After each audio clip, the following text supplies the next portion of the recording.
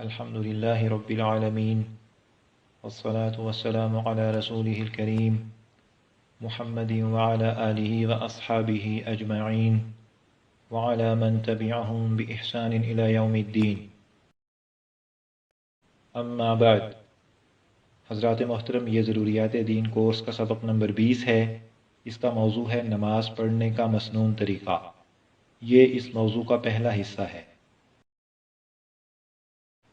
محترم سامعین، نماز شروع کرنے سے پہلے ان باتوں پر عمل کا اطمینان کر لیجئے۔ نمبر 1، آپ کا رخ قبلے کی طرف ہونا ضروری ہے۔ نمبر 2، آپ کو سیدھا کھڑا ہونا چاہیے اور آپ کی نظر سجدے کی جگہ پر ہونی چاہیے۔ گردن کو جھکا کر ٹھوڑی سینے سے لگا لینا بھی مکروہ اور بلا وجہ سینے کو جھکا کر کھڑا ہونا بھی درست نہیں۔ اس طرح سیدھے کھڑے ہوں کہ نظر سجدے کی جگہ پر رہے۔ نمبر 3، آپ کے پاؤں کی انگلیوں کا رخ بھی قبلے کی جانب ہے اور دونوں پاؤں سیدھے قبلہ رخ ہیں۔ پاؤں کو دائیں بائیں ترچھا رکھنا خلاف سنت ہے۔ دونوں پاؤں قبلہ رخ ہونے چاہیے۔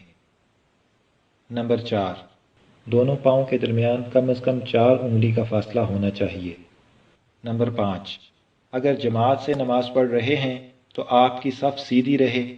صف سیدھی کرنے کا بہترین طریقہ یہ ہے کہ ہر شخص اپنی دونوں ایڑیوں کے آخری سرے صف یا اس کے نشان کے آخری کنارے پر رکھ لے۔ نمبر 6، جماعت کی صورت میں اس بات کا بھی اطمینان کر لیں کہ دائیں بائیں کھڑے ہونے والوں کے بازوؤں کے ساتھ آپ کے بازو ملے ہوئے ہیں اور درمیان میں کوئی خلا نہیں ہے۔ نمبر 7، شلوار کو ٹخنے سے نیچے لٹکانا ہر حالت میں ناجائز ہے۔ ظاہر ہے کہ نماز میں اس کی برائی اور بڑھ جاتی ہے، لہٰذا اس کا اطمینان کر لیں کہ شلوار ٹخنے سے اونچی ہے۔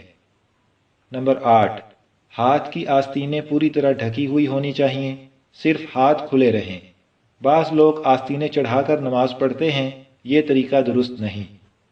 نمبر 9، ایسے کپڑے پہن کر نماز میں کھڑے ہونا مکروہ ہے جنہیں پہن کر انسان لوگوں کے سامنے نہ جاتا ہو۔ خواتین کو نماز شروع کرنے سے پہلے اس بات کا اطمینان کر لینا چاہیے کہ ان کے چہرے، ہاتھوں اور پاؤں کے سوا تمام جسم کپڑے سے ڈھکا ہوا ہے۔ بعض خواتین اس طرح نماز پڑھتی ہیں کہ ان کے بال کھلے رہتے ہیں، بعض خواتین کی کلائیاں کھلی رہتی ہیں، بعض خواتین کے کان کھلے رہتے ہیں، بعض خواتین اتنا چھوٹا دوپٹہ استعمال کرتی ہیں کہ اس کے نیچے بال لٹکے نظر آتے ہیں۔ یہ سب طریقے ناجائز ہیں، اور اگر نماز کے دوران چہرے، ہاتھ اور پاؤں کے علاوہ جسم کا کوئی عضو بھی چوتھائی کے برابر اتنی دیر کھلا رہ گیا جس میں 3 دفعہ سبحان اللہ کہہ سکیں تو نماز ٹوٹ جائے گی، اور اس سے کم کھلا رہ گیا تو نماز ہو جائے گی مگر گناہ ہوگا۔ خواتین کے لیے کمرے میں نماز پڑھنا برآمدے سے افضل ہے اور برآمدے میں نماز پڑھنا صحن میں نماز پڑھنے سے افضل ہے۔ نماز شروع کرتے وقت نمبر 1، دل میں نیت کر لیں کہ میں فلاں نماز پڑھ رہا ہوں، مثلا آج کی فجر کی فرض نماز پڑھ رہا ہوں۔ زبان سے نیت کے الفاظ کہنا ضروری نہیں۔ نمبر 2، ہاتھ کانوں تک اس طرح اٹھائیں کہ ہتھیلیوں کا رخ قبلے کی طرف ہو اور انگوٹھوں کے سرے کان کی لو سے یا تو بالکل مل جائیں یا اس کے برابر آ جائیں، اور باقی انگلیاں اوپر کی طرف سیدھی ہوں۔ بعض لوگ ہتھیلیوں کا رخ قبلے کی طرف کرنے کے بجائے کانوں کی طرف کر لیتے ہیں، بعض لوگ کانوں کو ہاتھوں سے بالکل ڈھک لیتے ہیں، بعض لوگ ہاتھ پوری طرح کانوں تک اٹھائے بغیر ہلکا سا اشارہ کر دیتے ہیں، اور بعض لوگ کان کی لو کو ہاتھوں سے پکڑ لیتے ہیں۔ یہ سب طریقے غلط اور خلاف سنت ہیں، ان کو چھوڑنا چاہیے۔ نمبر 3، مذکورہ بالا طریقے پر ہاتھ اٹھا کر اللہ اکبر کہیں، پھر دائیں ہاتھ کے انگوٹھے اور چھوٹی انگلی سے بائیں کلائی کے جوڑ کے گرد حلقہ بنا کر اسے پکڑ لیں، اور باقی 3 انگلیوں کو بائیں ہاتھ کی پشت پر اس طرح پھیلا دیں کہ تینوں انگلیوں کا رخ کوہنی کی طرف ہو۔ نمبر 4، دونوں ہاتھ ناف سے ذرا سا نیچے رکھ کر مذکورہ بالا طریقے سے باندھ لیں۔ خواتین کو نماز شروع کرتے وقت ہاتھ کانوں تک نہیں بلکہ کندھوں تک اٹھانے چاہیے، اور وہ بھی دوپٹے کے اندر ہی سے اٹھانے چاہیے، دوپٹے سے باہر نہ نکالے جائیں۔ خواتین ہاتھ سینے پر اس طرح باندھیں کہ دائیں ہاتھ کی ہتھیلی بائیں ہاتھ کی پشت پر رہے۔ انہیں مردوں کی طرح ناف پر ہاتھ نہ باندھنے چاہیے۔ محترم سامعین، اب کھڑے ہونے کی حالت میں ان باتوں کا خیال رکھیے۔ نمبر 1، اگر اکیلے نماز پڑھ رہے ہوں یا امامت کر رہے ہوں تو پہلے سبحانک اللہم و بحمدک و تبارک اسمک و تعالی جدک و لا الہ غیرک پڑھیں، پھر اعوذ باللہ من الشیطان الرجیم پڑھیں، پھر بسم اللہ الرحمن الرحیم پڑھیں، پھر سورۃ فاتحہ، پھر کوئی اور سورت پڑھیں۔ اور اگر کسی امام کے پیچھے ہوں تو صرف سبحانک اللہم آخر تک پڑھ کر خاموش ہو جائیں اور اعوذ باللہ اور بسم اللہ نہ پڑھیں، اور امام کی قرأت کو دھیان لگا کر سنیں۔ اگر امام زور سے نہ پڑھ رہا ہو تو زبان ہلائے بغیر دل ہی دل میں سورۃ فاتحہ دھیان کیے رکھیں۔ نمبر 2، جب خود قرأت کر رہے ہوں تو سورۃ فاتحہ پڑھتے وقت بہتر یہ ہے کہ ہر آیت پر رک کر سانس توڑ دیں، پھر دوسری آیت پڑھیں۔ کئی آیتیں ایک سانس میں نہ پڑھیں۔ مثال کے طور پر الحمدللہ رب العالمین پر سانس توڑ دیں، پھر الرحمن الرحیم پر، پھر مالک یوم الدین پر، پھر ایاک نعبد و ایاک نستعین پر، پھر اہدنا الصراط المستقیم پر، پھر صراط الذین انعمت علیہم پر، پھر غیر المغضوب علیہم ولا الضالین پر۔ اس طرح پوری سورۃ فاتحہ پڑھیں، لیکن اس کے بعد کی قراءت میں ایک سانس میں ایک سے زیادہ آیتیں بھی پڑھ لیں تو کوئی حرج نہیں۔ ولا الضالین کے بعد آہستہ آمین کہیں۔ نمبر 3، بغیر کسی ضرورت کے جسم کے کسی حصے کو حرکت نہ دیں۔ جتنے سکون کے ساتھ کھڑے ہوں اتنا ہی بہتر ہے۔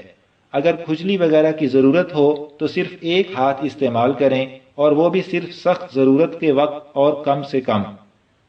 نمبر 4، جسم کا سارا زور ایک پاؤں پر دے کر دوسرے پاؤں کو اس طرح ڈھیلا چھوڑ دینا کہ اس میں خم آ جائے نماز کے ادب کے خلاف ہے۔ اس سے پرہیز کریں۔ یا تو دونوں پاؤں پر برابر زور دیں یا ایک پاؤں پر زور دیں تو اس طرح کے دوسرے پاؤں میں خم پیدا نہ ہو۔ نمبر 5، جمائی آنے لگے تو اس کو روکنے کی پوری کوشش کریں۔ نمبر 6، کھڑے ہونے کی حالت میں نظریں سجدے کی جگہ پر رکھیں، ادھر ادھر یا سامنے دیکھنے سے پرہیز کریں۔ رکوع میں جاتے وقت ان باتوں کا خاص خیال رکھیں۔ نمبر 1، اپنے اوپر کے دھڑ کو اس حد تک جھکائیں کہ گردن اور پشت تقریباً ایک سطح پر آ جائے، نہ اس سے زیادہ جھکیں اور نہ اس سے کم۔ نمبر 2، رکوع کی حالت میں گردن کو اتنا نہ جھکائیں کہ ٹھوڑی سینے سے ملنے لگے، اور نہ اتنا اوپر رکھیں کہ گردن کمر سے بلند ہو جائے، بلکہ گردن اور کمر ایک سطح پر ہونی چاہیے۔ نمبر 3، رکوع میں پاؤں سیدھے رکھیں، ان میں خم نہ ہونا چاہیے۔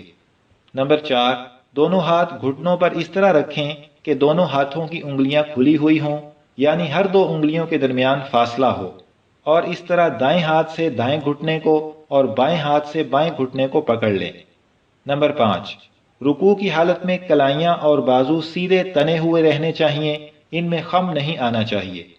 نمبر 6، رکوع میں اطمینان سے 3 دفعہ سبحان ربی العظیم کہیں۔ نمبر 7، رکوع کی حالت میں نظریں پاؤں کی طرف ہونی چاہیے۔